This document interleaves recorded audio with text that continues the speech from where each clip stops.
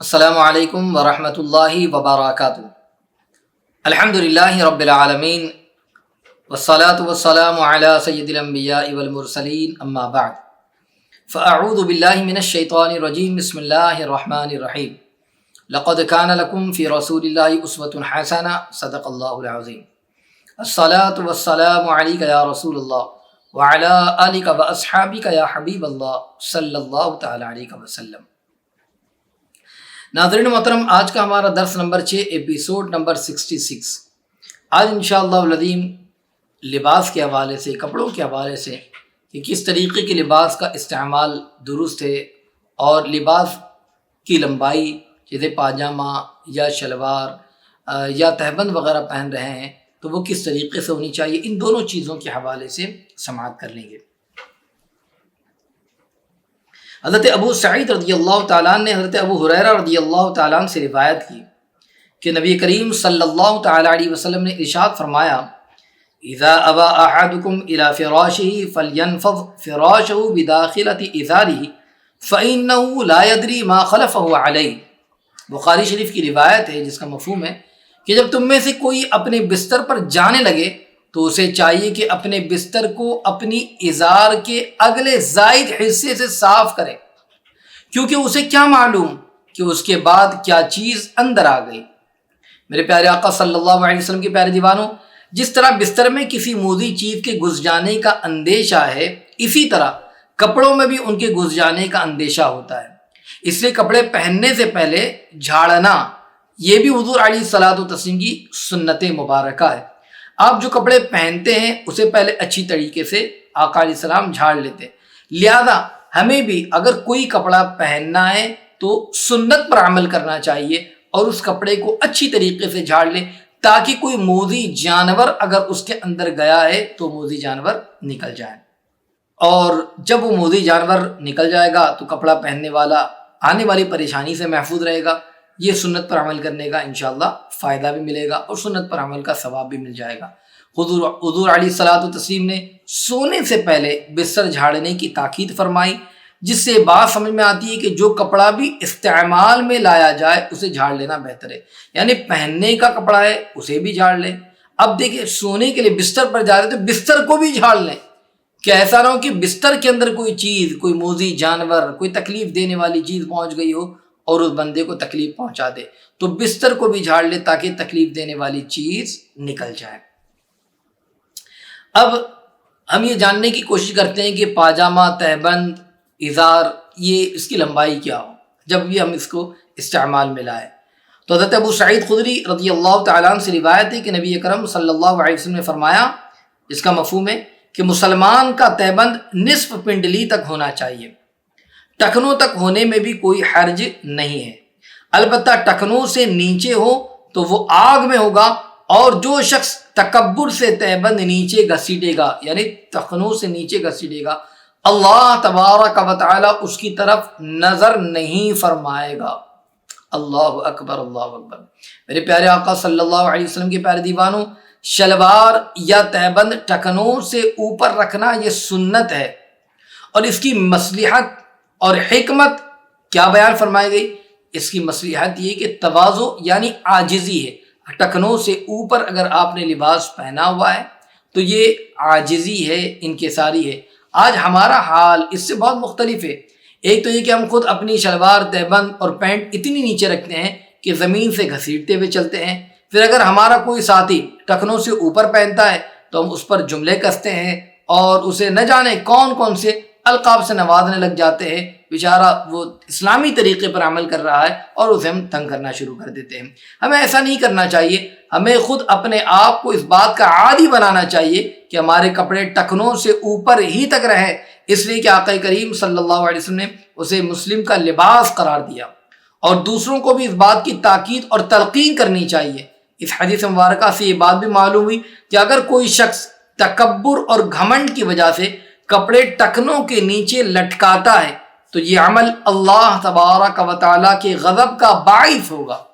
ٹخنوں کے نیچے کپڑے کا لٹکانا یہ اللہ تبارک و تعالیٰ کے غضب کا باعث ہوگا، اور قیامت کے دن اللہ تبارک و تعالیٰ کی جو ہے نظر رحمت سے وہ محروم ہو جائے گا، اور جب اللہ کی نظر رحمت سے محروم ہو جائے تو بتائیے پھر اس کا انجام کیا ہوگا۔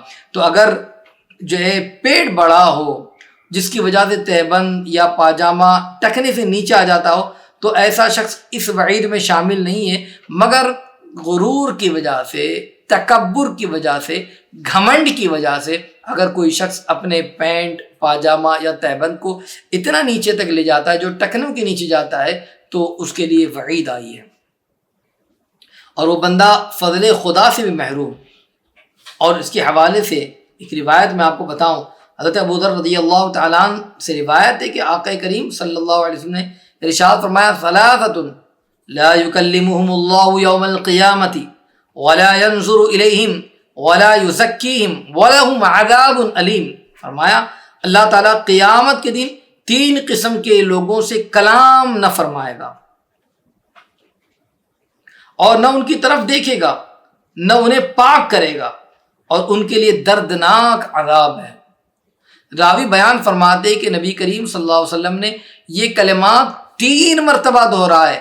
میں نے عرض کیا، خوابو و خسرو من ہم یا رسول اللہ صلی اللہ علیہ وسلم، یعنی وہ لوگ ذلیل اور ناکام ہوئے یا رسول اللہ صلی اللہ علیہ وسلم، وہ لوگ کون ہیں؟ تو آقا علیہ الصلوۃ والتسلیم نے اس موقع پر ارشاد فرمایا، المسبل والمنان والمنفق صلعتہ بالحلف الکاذب۔ فرمایا تہبند لٹکانے والا، احسان جتلانے والا، اور جھوٹی قسم کے ساتھ سودا بیچنے والا۔ تو جھوٹی قسم کے ساتھ سودا بیچنا، تہبند لٹکانا اور احسان جتلانا، یاد رکھ لیجئے کہ ان کے حوالے سے کتنی بڑی وعید آئی ہے، تو اس لیے ہمیں بچنا چاہیے۔ اور قیامت کے دن مسلمانوں کو اللہ تعالیٰ کی جو زیارت نصیب ہوگی، اللہ تعالیٰ ان سے کلام فرمائے گا، اور جس میں گنہگاروں کا کچھ میل کچیل باقی رہ گیا ہے انہیں پاک اور صاف کر کے اللہ تبارک و تعالیٰ اپنے فضل سے، کرم سے، رحمت سے جنت میں داخل فرمائے گا۔ لیکن یہ جو 3 قسم کے حضرات جس کا تذکرہ آپ نے سماعت کیا، اللہ تعالیٰ نہ ان سے کلام فرمائے گا، نہ ان کی طرف نظر رحمت فرمائے گا، نہ انہیں ستھرا فرمائے گا۔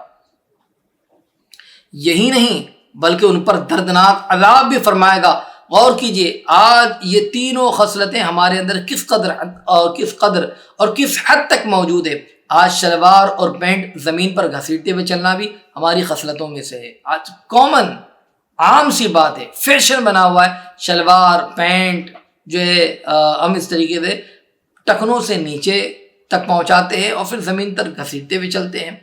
آج ہمارا حال یہ ہے کہ اگر ہم نے کسی پر احسان کر دیا تو اس قدر اس کو جتلانے لگ جاتے ہیں کہ وہ ہم سے نظریں نہیں ملا سکتا۔ وہ بالکل جب دیکھ لے تو وہ نیچے جھکا کر چلا جاتا ہے۔ احسان کر کے احسان جتلانا کیا فائدہ؟ اور کاروبار میں جھوٹ بولنا اور جھوٹی قسمیں کھانا تو ہمیں غلط بھی نہیں لگتا، بلکہ بہت سارے لوگوں کی زبانوں پر تو یہ بات سنی گئی ہے کہ اگر جھوٹ نہ بولا جائے تو کاروبار چل ہی نہیں سکتا، معاذ اللہ۔ یعنی کاروبار میں جھوٹ بولنا ہی پڑتا ہے بھائی۔ اگر آپ جھوٹ نہیں بولیں گے یا اس طریقے کی گفتگو نہیں کریں گے، کچھ ڈائلاگس نہیں بولیں گے تو آپ کا کام نہیں بننا ہے۔ جھوٹی بات تو کرنی ہی پڑتی ہے۔ یہ اس طریقے کی بات جب ہم کرتے ہیں، ہمیں اپنے اندر کافی تبدیلی لانے کی ضرورت ہے، اپنی زندگی سنت رسول صلی اللہ علیہ وسلم کے سانچے میں ڈالنے کی ضرورت ہے، تاکہ قیامت کے دن ہم رحمت الہی کے حقدار ہو سکیں۔ شلوار یا تہبند ٹکنوں سے اوپر رکھنا اس لیے بھی ضروری ہے کہ اسلام سے پہلے، جو بیک گراؤنڈ اس کا بتا رہا ہوں، کہ اسلام سے پہلے عربوں میں جو شخص امیر اور مغرور ہوتا وہ اپنا تہبند زمین پر لٹکا کر چلتا، جو امیر ہوتا، جو مغرور ہوتا، اور اس کا غرور اور عمارت ظاہر ہو کہ وہ تہبند لٹکا کر چل رہا ہے، پاجامہ لٹکا کر چل رہا ہے۔ اور تہبند لٹکانا تکبر اور غرور کی علامت تھا۔ آقا دو جہاں صلی اللہ علیہ وسلم نے اس غرور اور تکبر کو ختم کرنے کے لیے شلوار اور تہبند لٹکانے سے منع کر دیا، کہ اب حکم یہ دے دیا گیا کہ شلوار اور تہبند کو لٹکایا نہ جائے۔ تو اس لیے ہمیں چاہیے کہ ہم ان باتوں پر عمل کرنے کی کوشش کریں، اور جب بھی پاجامہ یا تہبند وغیرہ پہنیں تو اس کو ہرگز نہ لٹکائیں، اور اس پر عمل کریں گے تو انشاءاللہ اس کا فائدہ بھی ہمیں حاصل ہو جائے گا، اللہ نظر رحمت بھی فرمائے گا، کرم کی بارشیں ہو جائیں گی۔ تو ضرور سنتوں پر عمل کریں اور اسے عام کرنے کی کوشش کرتے رہیں۔ ویڈیو کو زیادہ سے زیادہ شیئر کریں تاکہ دوسروں تک بھی یہ پیغام پہنچے اور دوسرے بھی اس پر عمل کریں، اس کا فائدہ آپ کو بھی ملے۔ اللہ مجھے آپ کو سب کو عمل کی توفیق عطا فرمائے، آمین۔ السلام علیکم۔